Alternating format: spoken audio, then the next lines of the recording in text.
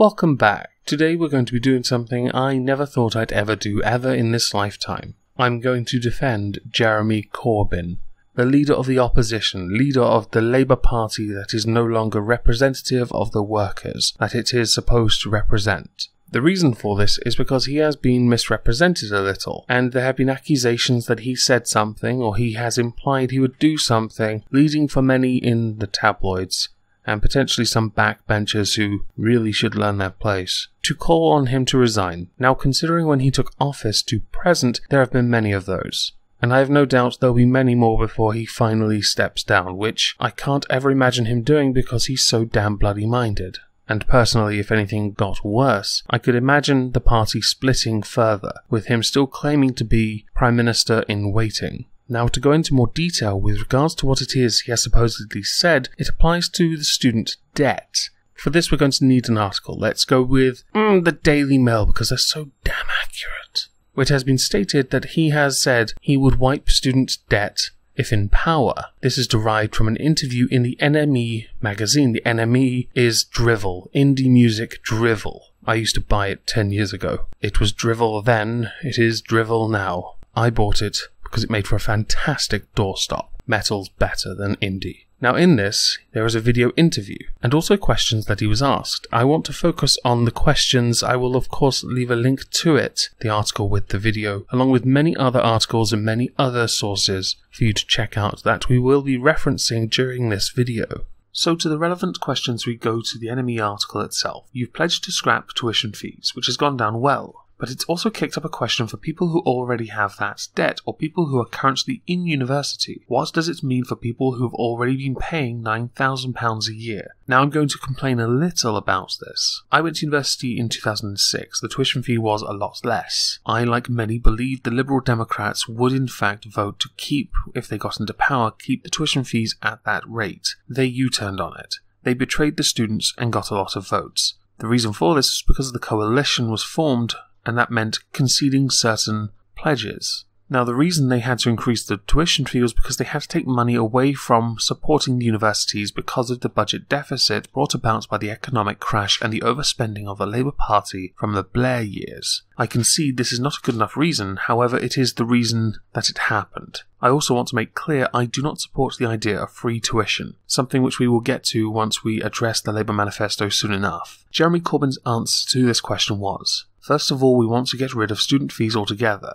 We'll do it as soon as we get in, and then we'll introduce legislation to ensure that any students going from the 2017 to 2018 academic year will not pay fees. They will pay them, but we will rebate them when we've got the legislation through. That's fundamentally the principle behind it. Yes, there is a block of those that currently have a massive debt, and I'm looking at ways that we could reduce that, ameliorate that, lengthen that period of paying it off, or some other means of reducing that debt burden. I don't have the simple answer for it at this stage. I don't think anybody could expect me to, because this election was called unexpectedly. We had 2 weeks to prepare all of this, but I'm well aware of that problem, and I don't see why those that have had a historical misfortune to be at university during the £9,000 period should be burdened excessively compared to those that went before or those that come after. I will deal with it. Small thing as well. During the time of those that paid less on tuition, they had to earn less to pay tuition fees back, and it gets written off after a certain amount of time. I.e., if you earned over an amount, you then started paying your tuition fee back. That was increased when the tuition fee was increased. Obviously, that is not good, I agree. But further education should not be free. There is no such thing as free education. People can tell you, oh, we have free schools. No, you don't.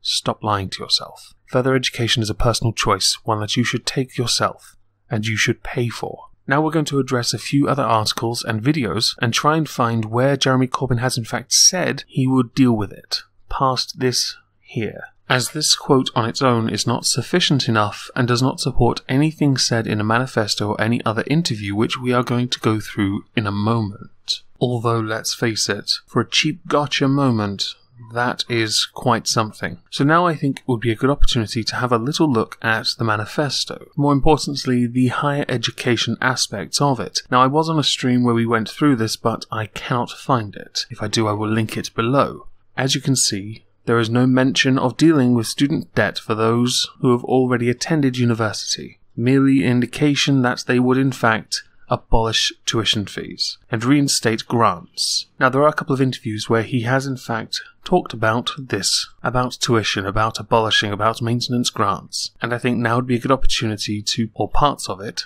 so you can understand what it is Jeremy Corbyn would try and do, which he's already stated in the interview, but hearing from the horse's mouth and all that. Can I ask you about your tuition fees? You said you're going to scrap them from the beginning of September this year. How are you going to pay for that? We're going to pay for that through investment in our economy. We're going to pay for that through, obviously, the income government has from taxation, and of course by raising corporate taxation, because we think it's the right thing to do to invest in the young people of the future. One of the glaring weaknesses of the Labour manifesto for this particular election is the complete lack of costing, something which does feature in other manifestos for other parties, something which the interviewer now brings up. And I think it's wise to, just for a moment, put a little pressure on Corbyn. Just because I'm defending him does not mean I'm a fan of him. You can't raise corporation tax this year, though, can you? And you're talking about scrapping tuition fees this year. What we'll say is that tuition fees will be scrapped, and then we'll backdate it to that the start of the next academic year. Still a £9 billion black hole, though, isn't it? It's not a black hole, it's fully funded, and you'll see from the statements that we put out. But we are determined to make sure that those in this country that go to university, and we all benefit from the skills that they develop in university, don't end up saddled with massive debts for the future. It all seems pretty conclusive from what we've had so far that at no point does he indicate he would wipe students' debt in the past. Saying deal with it is not a campaign pledge. It's an indication that someone will look into it, but no promises are being made. If people have latched onto that and assumed that that means all their woes will be dealt with, they are to blame. They are the idiots. One of many reasons I don't support the idea of lowering the voting age, because people, younger people especially, seem to be very easily manipulated. 2010 election Lib Dem voters, I'm speaking to you. So now would be a good opportunity to have a look at a video he put, Jeremy Corbyn that is, put on his YouTube channel. He has an official one, I'm not even kidding. Something taken from PMQs, and I think it's relevant to the student fee related comments. So I'm just going to play it. Students today are more in debt than ever. And I want to make it clear to the Prime Minister, he will not get any support from these benches on raising tuition fees. This government is penalising students, announcing the abolition of maintenance grants last year, and now announcing that fees will be raised even further. This is a tax on learning, as the Chancellor of the Exchequer called it in 2003, from a government that cuts taxes on capital gains. What message does that send about the economy they want to create? That wealth generates more wealth with minimal tax, that effort and hard work lands you in a lifetime of debt with no support while you're making that effort. What an insult to the aspirations of young people wanting an education. As far as video evidence go, I'm going to play one more clip. It is taken from the Andrew Marr show. I have linked the particular episode in the description below. The bits you're going to see are related to being questioned about wiping students' debt, i.e. previous student debt, that massive bubble that is burdening so many people. I recognised it was a huge burden. I did not make a commitment we would write it off, because I couldn't at that stage. I pointed out we'd written the manifesto in a short space of time because it was a surprise election, but that we would look at ways of reducing that debt burden, recognising quite a lot of it is never going to be collected anyway. We would deal with it by trying to reduce the burden of it. We never said we would completely abolish it, because we were unaware of the size at that time. So what Sweetheart Corbyn had actually said was that his Shadow Chancellor John McDonnell had a working group on the idea and that a policy announcement would be made soon. You know who John McDonnell is, right? That delightful guy who claimed he wasn't a Marxist on Andrew Neil. So a very, very clear, simple question. Are you a Marxist? No.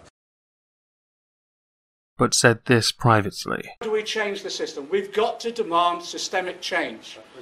I'm honest with people. I'm a Marxist. You know, this is a classic crisis of the economy, classic capitalist crisis. I've been waiting for this for a generation.